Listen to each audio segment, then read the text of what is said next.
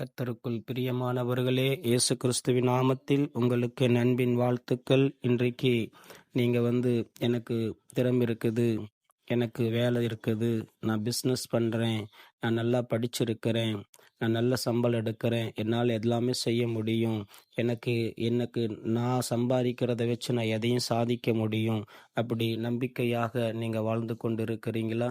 உங்கள் நம்பிக்கை தவறு கிடையாது.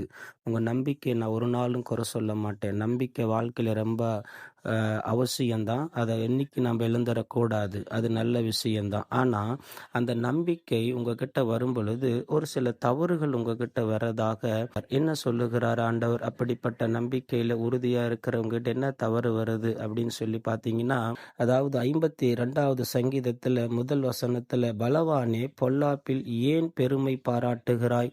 அப்போ நம்ம பலவான் அப்படின்னு நம்ம நினைக்கிறோமில்ல, அந்த பலவான்கள் கிட்ட ஒரு காரியம் நடக்குது. பொல்லாப்பு, பெருமை இருக்குது. அப்போ இந்த காரியங்கள் உங்கள் வாழ்க்கையில் வரும் பொழுது இதன் மூலமாக உங்கள் ஆசீர்வாதம் தடப்படுது.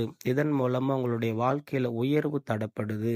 இதன் மூலமாக நீங்கள் நினைக்கிற காரியங்கள் தடப்படுது. இதன் மூலமாக உங்களுக்கு பல பிரச்சனைகள் வருது. இதன் மூலமாக உங்கள் குடும்பத்தில் சாபங்கள் வந்துடுது. அதனால் இன்றைக்கு கர்த்தருக்கு பிரியமாக இருக்கிற சகோதர சகோதரிகள், இதை பார்த்து கொண்டிருக்கிற உங்கள் யாவரோடும் ஆண்டவர் பேசுகிறார். இதை நீங்கள் இன்னைக்கு பல லட்சம் பேர் பார்த்துக்கிட்டு இருக்கிறீங்க. உங்கள் ஒருத்தரோடு ஆண்டவர் பேசுகிறாரு. இதை விட்டுருங்க. இனிமேல் உங்களுக்கு பொல்லாப்பு இருக்கக்கூடாது, பெருமை இருக்கக்கூடாது.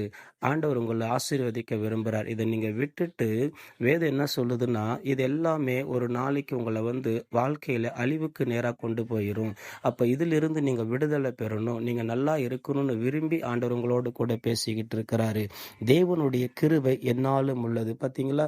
ஆண்டவருடைய கிருபை என்னைக்கு உங்களை விட்டு போகவே போகாது.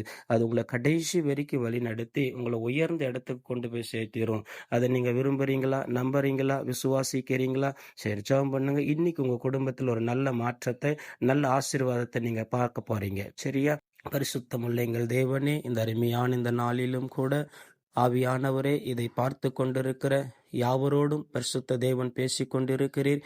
இவர்களுடைய வாழ்க்கையில காணப்படுகிற பொல்லாப்பு, பெருமைகளை விட்டு தேவனுடைய கிருபையும், ஆண்டவருடைய சமாதானம், ஆண்டவருடைய ஆசீர்வாதம், உம்முடைய ஐஸ்வர்யங்கள் இவர்கள் குடும்பத்திலே இருந்து இவர்களை ஆசீர்வதித்து பெருக பண்ணுங்க.